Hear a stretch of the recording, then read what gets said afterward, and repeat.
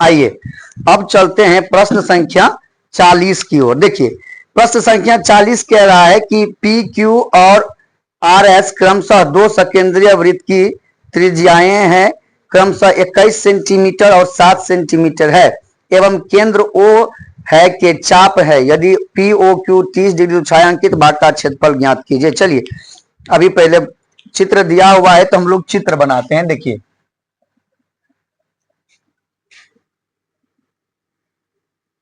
ये एक त्रिज्या खंड हमारे पास दिया हुआ है, लेकिन एक और बात बोला है कि ये सकेंद्रीय वृत्त है। सकेंद्रीय वृत्त के बारे में बताए थे आपको कि ऐसा वृत्त, ऐसा दो या दो से अधिक वृत्त जिसका केंद्र एक ही हो उसे क्या कहते हैं?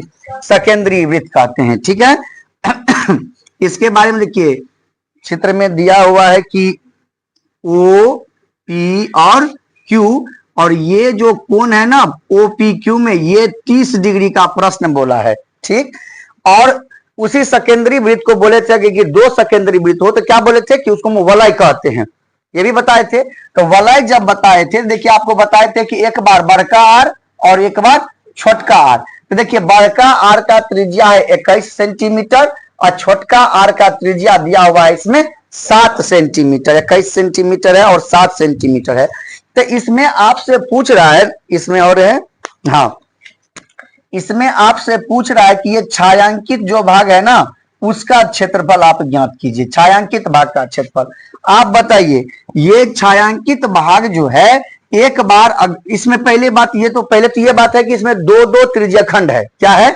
दो दो त्रिज्या खंड है। एक है ओ पी क्यू, अगर और दूसरी को मैं नामकरण इसमें दिया हुआ कर दूं, मैं यहाँ आर दे दूं और एस दे दूं तो एक हो जाएगा ओ पी क्यू और एक क्या हो जाएगा? O R S. तो छायांकित भाग का क्षेत्रफल अगर हमें ज्ञात करना है तो छायांकित भाग का क्षेत्रफल ज्ञात करने के लिए हमें सिंपल है कि हम पहले बड़का त्रिज्या खंड माने ओ पी क्यू का क्षेत्रफल ज्ञात कर लेंगे। ठीक है, और उसमें से जितना दूर खाली है, ये रंगा हुआ भाग नहीं ना है, तो इसका क्षेत्रफल ओ आर एस का क्षेत्रफल घटा देंगे तो जो बचेगा वो हमारा क्या होगा? छायांकित भाग का क्षेत्रफल होगा। चलिए तो अब हम देखिए यहाँ पे आर दोनों दिया हुआ है और साथ में थीटा भी दिया हुआ है 30 डिग्री, है ना। अब हम ज्ञात करते हैं छायांकित भाग का क्षेत्रफल। इसका सूत्र हम अपने मन से आप बना सकते हैं। देखिए कि बड़का में से छोटका को घटा देंगे तो हम क्या लिखेंगे कि त्रिज्या खंड क्या है? बड़का पी ओ क्यू का क्षेत्रफल माइनस त्रिज्या खंड आर ओ एस का क्षेत्रफल, है ना। अब आप जानते हैं कि त्रिज्याखंड का क्षेत्रफल बराबर सूत्र क्या होता है? पाई आर स्क्वायर थीटा बच्चे 360। तो ऐसा करते हैं, ये बड़ा वाला है ना तो इसका आर हम बड़का ले लेते हैं क्योंकि इसका त्रिज्या को भी हम क्या माने हैं? बड़ा माने हैं। और छोटा वाला का क्या हो जाएगा? 360 दोनों है। अब देखिए इसमें देखिए पाई पाई दोनों में, थीटा थीटा दोनों में, और थीटा का मान भी एक जैसा है, और 360 भी क्या है? दोनों में है। हम इसमें से कॉमन ले लेते हैं, पाई थीटा बटे 360, तो माइनस में अब क्या बच जाएगा? देखिए r square minus are square, तो ये माइनस में नहीं है। अब ये बताइए मुझे, ये एक वलय क्या सूत्र जो आ रहा था वैसा ही बन गया ना। तो चलिए कोई बात नहीं, हम आगे पाई का मान तो लेने के लिए अपने मन से है कि नहीं दिया ना, प्रश्न में नहीं दिया है। चलिए कोई बात नहीं, हम लोग इसको ले लेते हैं 22/7 गुने थीटा का मान है 30 और बट्टे में 360 आर स्क्वायर। तो बताइए आर स्क्वायर कितना है?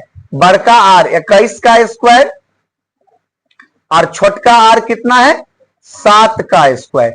अगर इसी को आप याद है क्या लिखते थे? R square minus are square को R plus R into R minus R लिखते थे ना, क्योंकि A square minus B square का सूत्र क्या होता है? A plus B into A minus B. अब इसी को बढ़ाइए आप, तो 22/7 गुना 30 और बट्टे में 360, इसको हम सिंपल में लिख सकते हैं ना 21 प्लस 7 और 21 माइनस 7 लिख सकते हैं। अब अगर मैं काट भी दूं तो कोई दिक्कत? 12 तिया 36, भाई 2 छक्के 12, 11 दूना 22। तो क्या बचा आपके पास, देखिए 11 बट्टे ये 7 गुना 6 और 21 और 7 को जोड़ दीजिए तो क्या हो जाएगा 28 और 21 में से 7 घटा दीजिए तब क्या हो जाएगा 14 होगा ना। 7 दूना 14 और 2 तिया 6। अब देखिए 28 और 11 को गुना कीजिए आप, 11 अठे 88, 11 दूना 22, 8 30। अब इसको आप 3 से भागा दे दीजिए, देखिए उत्तर कितना है।